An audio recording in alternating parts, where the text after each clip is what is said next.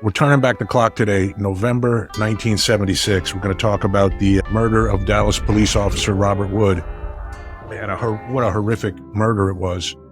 He's on patrol, pulls over a car for no headlights on, walks up to the car, and is immediately shot. Shot, I think, 5 times, or at least 5 shots fired before he even made it to the door of the car.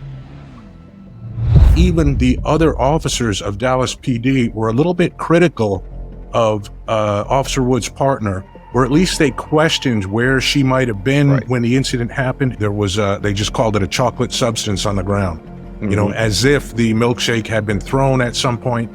And I guess speculation would be either she was in the car and got out, or threw it out the window and got out to respond to the situation, or she was already out of the car, maybe drinking the milkshake, and when the shooting happened, she threw the milkshake and drew her gun. The last thing that I would ever do was make my initial approach with my hands busy with an extra item in the ticket book. That's just not smart. One of the detectives in the documentary says, hey, Christmas was approaching. We'd never had an unsolved police homicide go on this long, so pressure was mounting to make an arrest.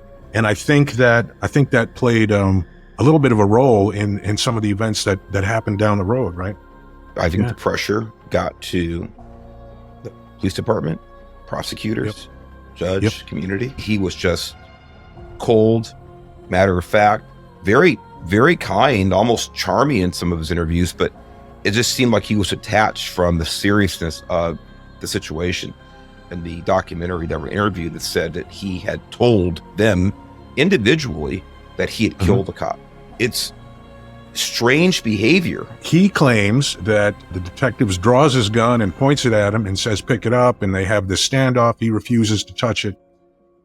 Mark, who knows if this is true or not? She gave this statement initially 15 minutes after the shooting, and then after the IA investigation, weeks later, where they had, quote, refreshed her recollection, the statement was completely different. These are the worst witnesses I could imagine in this type of a case.